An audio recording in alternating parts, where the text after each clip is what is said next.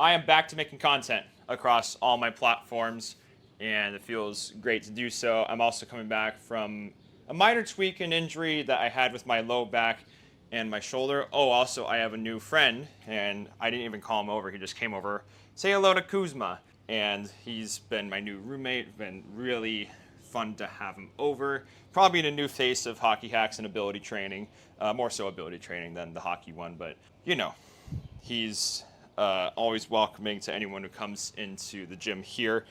And, after a little bit of barking, but he gets used to that afterwards. I'm going to train him to be a little bit more calm. But yeah, buddy. All right, go away. I'm going to be making a video. Right, excuse me. Don't hit my camera.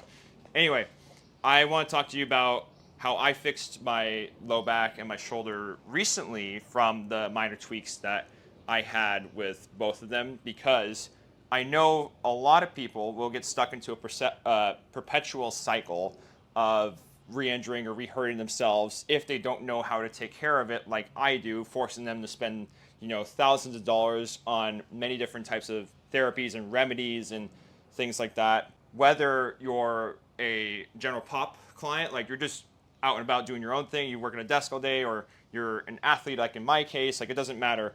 This type of training and fixing yourself is going to work for everyone. Don't chew the ball next to my microphone, please. I'm testing out the mic on my pants instead of at my shirt because, it's still hot as balls out and I don't want to be wearing a shirt. Also, I need to show my physique in some way, shape, or form because I think that's going to look the part. All right, can you sit, please? Kuzi, sit. Good boy. So, with that being said, let me tell you what happened. I hurt my shoulder first on a incline press, not with the weight that I have here. It's actually slightly heavier. And what happened was, and what led up to that, was a multitude of factors, basically meaning that I did too many things all at once. So I was doing a protein fast, trying to lose weight, also lose fat.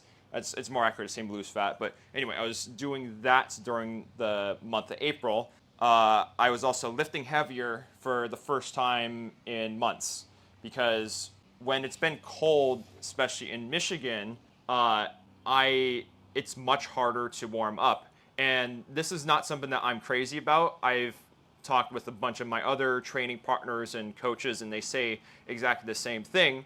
And I don't know if this is backed up by science, but it should be, where it's much harder to warm yourself up when it's colder. Like literally, you have to do more to literally warm the body up so that you don't end up hurting yourself. You get the joints all lubricated, you get blood flow going throughout your body, and that actually prevents injuries, or it makes injuries less likely to happen. When people say to warm up and get yourself going, that's basically the dummied down version of what that means. Is you get everything all lubricated, proper nutrients, and really, if you keep an area of your body warm, like you keep the muscles warm, or you go into like a sauna beforehand, or you put heat packs on a specific area if it's like more weaker than others, all of those which I've done before, that's a great way literally to warm up your body. Like you literally want to warm your body up. You can also do like a lot of reps. That's what a pre-cardio sled kind of thing will do as well. You can also do the same exercises that you're going to do in your workouts at a higher rep, and you're kind of pumping out the area. You're basically making it all concentric, and when you get to a concentric point in your exercises, you promote blood flow. Basically, without being too technical, blood flow or any type of direct heat will help to warm up all parts of your body. And that's what I did not do enough of on that same day. So you had two factors, both at once. And then it was also a colder day. So it was like 50 degrees out, which makes it like 50 in here, roughly speaking. Like the insulation is not great. Actually, I think it was like 45 that day because, April's somehow are still effing cold out in Michigan. Whatever. It's not the same as Florida. You can't just get away with a shorter warm up out here or up anywhere up north. I failed to take that into account. I thought it was warmed up. So you have at least three factors. There's probably a lot more into that. Maybe I didn't get enough sleep the night before. I don't remember that. But anyway, that led to about my fifth or sixth set, because I was doing 6x6, where I had to cheat the last reps. On my bench press I was on the incline press. I was having to go like this with my ass, like off the bench in my back. I had to arch it to just get it the fuck off of me, and obviously that is not optimal. Why do you always come back to me like that? Like I'm trying to make a video here. He doesn't understand, but he doesn't have to. As long as he doesn't hit my new expensive like $1,200 camera that you're using here. Thanks to Mark Washko for that. He gave it to me at a discounted price. All right, can you go away, please? Go get some. Give. He doesn't understand give yet. But you put all those factors together, and you get the likelihood of a tweak happening, and also me not addressing the weak links prior. Like I did too much at once. That was the main issue here. So I got hurt, and I was like, oh. Okay, I'm gonna take a break. Then the night followed, and I slept on it, like on my left side. That's the side that hurts, and it made it worse. Like I literally slept on the wrong side of the bed. I haven't done that in at least 3 years, sleeping on the wrong side of the bed. So that was a little, I wouldn't say scary, but it was very inconvenient, and I definitely want to get back into training properly. So that foiled a bunch of plans that I had for the months and everything like that. And I was basically forced to take a break, and I tried what I'm going to show you now.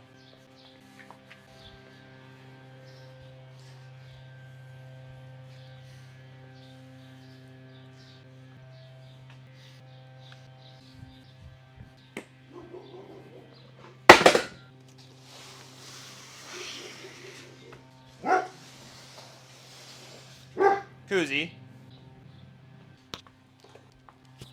So as you guys know, I'm a big proponent of the HG system, and I'm a certified coach with them. And so one of the first exercises they taught me for shoulder rehab is called a paratial, which basically means you lie down on the ground, you extend your working arm out to the side, and you lie flat like this. The legs are crossed. That way it keeps a strict form. Otherwise, you'd be able to roll over and cheat a lot easier. And basically, all you're doing is just lifting the arm. That's it. First protocol is 4 sets of 6 with an 8-second hold. Initially, this did not hurt. And it's likely not going to hurt because you're just doing a mind-muscle connection. You're just squeezing the muscle. You're activating it. And it's not going to put any stretch or stress onto it. When you stretch out and then strengthen into the muscle, watch out, we got a dog coming, then that's... Get away. Excuse me. Go over there. Koozie, sit. No, go over there. I'm not playing. Go over there. Good boy. Stay right there. When you stretch out the muscle, you actually you get yourself into a stretch position. You will cause more of a hypertrophy effect. Like there's no question about that. When you get into more of a stretch, which I'll show later on, that promotes hypertrophy, bigger muscles. It's kind of like the tearing of the muscle before rebuilding theory that a lot of folks have, even though like there's conflicting research on it. But anyway, it causes more of a stretch. What are you doing? You just want to chew on your ball. Whereas an exercise like this and something like a backward sled, it puts very little stretch or stress onto the areas that you're working, whether it's the shoulder or the knee in each respective case. And therefore, you're able to get strength training without like stressing out your tendons and your ligaments and things like that. So you can still get your strength training in, or you can bring yourself back from an injury a la any type of rehab. So that's what I was doing to start out with the paratial, because a lot of other exercises I either had to slow down, which I'm going to show you, or not do at all. And that's okay. If you like physically can't do an exercise, you have to come up with alternatives. And I mean, it's not like I have a library of 2 exercises. No, I have a library of Kuzma, like 35 to 50 exercises with tons of variations for all of them. So once this got comfortable and I was able to do it more, I then added some more rotator cuff or shoulder specific exercises on top of that. Kuzi, now you gotta move.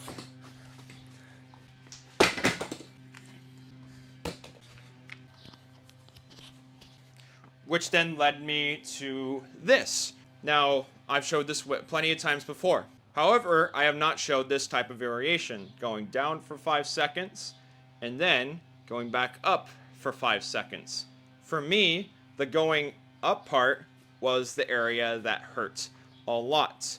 So I had to slow it down even more, because if I just went up like this, like how you would traditionally go up, that would not help you if you're hurt, and it didn't help me. So I had to intentionally slow it down, because that removes any type of stretch or stress onto the tendons, ligaments, fascia, muscle, any type of area that's hurt, and it actually recalibrates the movement for you and the integrity of the joints, meaning that you'll be able to get back, meaning that you'll be able to rehab the area. So going slow through any type of motion, I've kind of talked about this before with slow HE split squats or seated good mornings.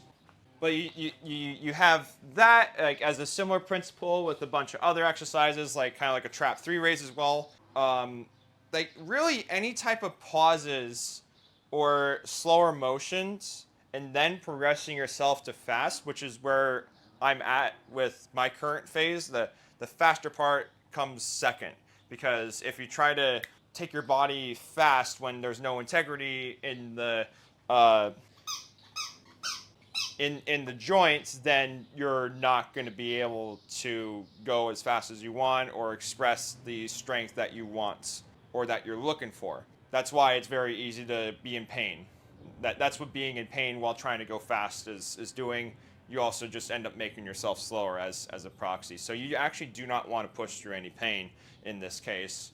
Maybe at most very, very little, like a 2 out of 10 on a pain scale. Like you don't want to go any further than that. But really, like the pauses, the slower reps on some of the same exercises work very well. Now, as a nuance point, I explored internal rotation exercises, and I thought about doing that. However, I did not pursue down that path. I still kept with the external rotator, the slow Powell raise, the trap 3 pause at the top, things like that. A bunch of face pulls to pump out the shoulder. Because what's great about face pulls is that it's a short range exercise. It doesn't stretch the muscles. It just allows you to squeeze. This fucking dog just allows you to squeeze the muscle and then build more blood flow into it, into the area that you're working. When all of that started to feel better and I wasn't really stressing anything, I actually started to explore. I actually started to do soft tissue work. And I want to thank my massage therapist, Lily, for helping me out with this. Because sometimes you do need soft tissue work to speed up the process. I didn't want to get better in 2 months. I wanted to get better in about a month.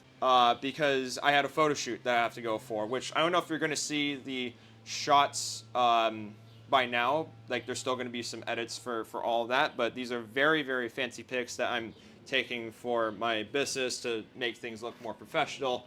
Look more professional when I'm shirtless. Yeah, I know. But, it's going to be more high quality shots, and kind of the same thing what I'm doing with the camera here too. Like, I'm exploring other ways to put more high quality, like slightly higher quality stuff into my videos. And I wanted to have my body feel great during that. So I started doing the soft tissue work. And then what was interesting is I did an on-ice hockey session, and my back started to seize up and it was more seized up on the left side compared to the right, but something was still feeling very off with that, and I had never experienced back pain like that before. Now, it's very easy to assume that it is related to the shoulder injury because of how your body is connected up and down the chain. I hurt my shoulder on my left side. My back was starting to hurt more on my left side compared to the right, even though like both parts of it were, feeling not great. at all. I don't know what exactly caused it, but you have a multitude of factors that play into it, of course. But I know what fixes it. Both the soft tissue work and the exercises for the shoulders. I know I went over the shoulders specifically, but I got to go over some for the back too. Combining both of those together is what fixed me and what got me better, and what's going to get me even stronger going forward. Even as someone who, like, I've done 200-pound seated good mornings, I've done 200-pound split squats. I know I can easily get back into that point because I worked 3 to 5 years to progress to that point. On top of the training that I did before HEG, the HEG style training. And when injuries like this come up, I'm able to recover a lot quicker compared to the norm and people who don't go through it. So let me show you some back exercises.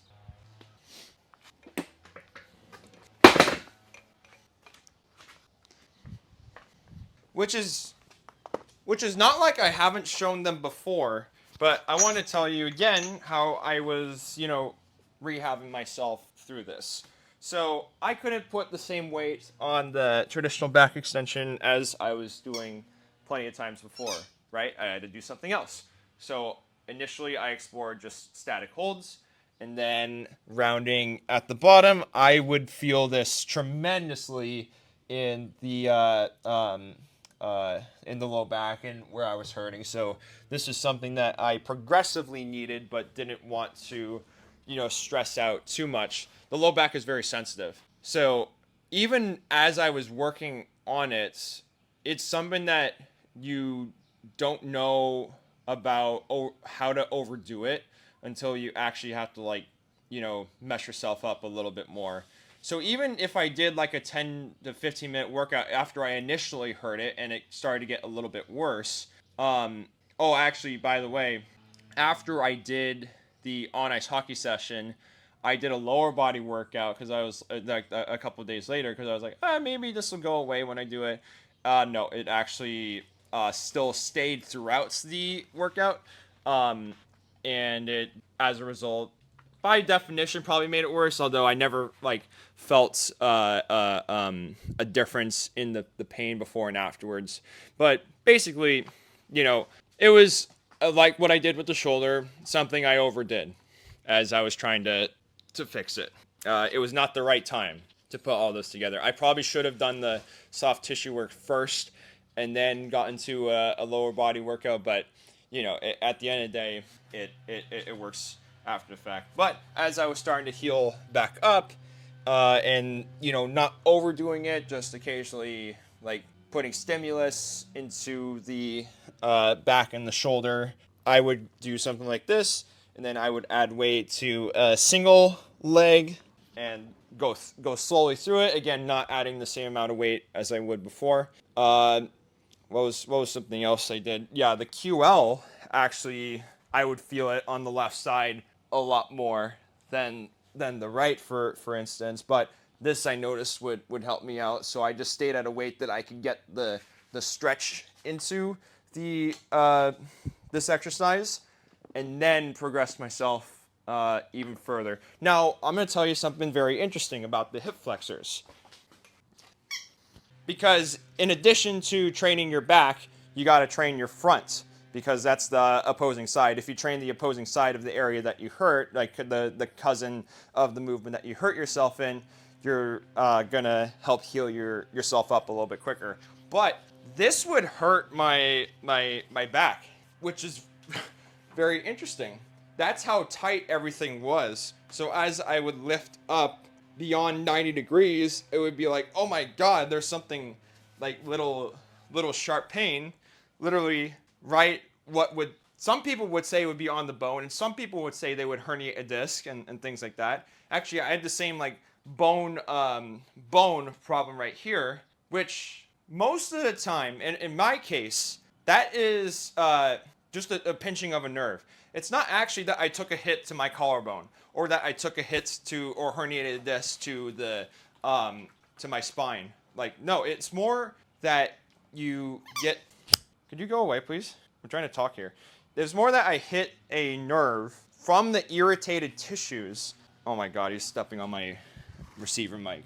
And that's what was causing the bone pain, so to speak. So there's been research done on this with like neurotags, where it's an injury that's in your mind, like literally, and you don't even know about it. But it's the body like trying to seize itself up in order for you to not hurt an area that it thinks it's hurt. So that's more evidence of the nervous system doing some very weird fucking shit. Honestly, like it's like going into haywire because that's how much you irritated like an area, or maybe overdid it, or things like that. Your body's very smart. It's going to tell you different things, and that's what it was telling me in this case. Now, because of how smart I've done my rehab, combining the massage, combining like more gentle low back work and things like that, now when I go up to here,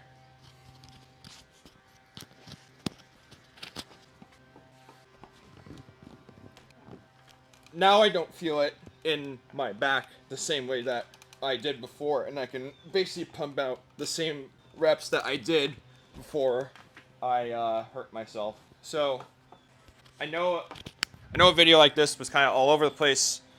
I'm gonna have a shorter reel that will be a little bit more structured and tell you everything that I did, and I hope as well that this gives you a lot of clarity on whether you had like a frozen shoulder or shoulder injury. Like, I'm literally in the same boat, or a back injury, kind of the same thing. I'm in the same boat. It doesn't have to be something that, sticks with you either as an athlete or as someone just trying to live their life every day. This is how you get the ability back into both of those areas, and how you can scale it even further. These are the methods that I did. I know I don't talk about soft tissue work a lot, but sometimes it will help to speed up the process. That's why I did it, and hope that should wrap everything up for today. Please let me know if you have any questions. Even as a coach, I will still mess myself up, I hope this humanizes, it makes me more relatable. It gets like everything more connected, because it does get demoralizing for sure to be like, fuck, I hurt myself again. But that rides a fine line of pushing yourself to make the gains that you want, which, like, I push myself fucking hard.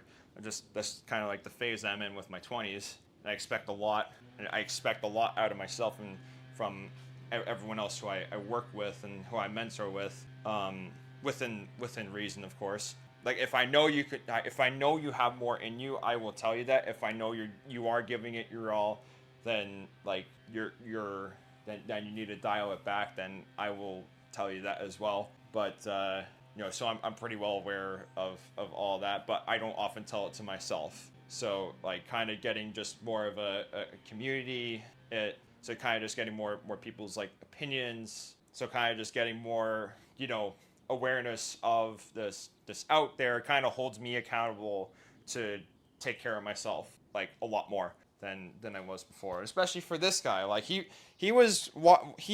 first day that him and I like met, he saw me when I hurt my back. Like, he's not gonna be happy about that. Like, come here. He saw me when I hurt my back, and now he's like, this guy can lift you up, right? This guy, he's like 80 to 90 pounds, by the way. So he's kind of surprised by all of it. All right, go have fun.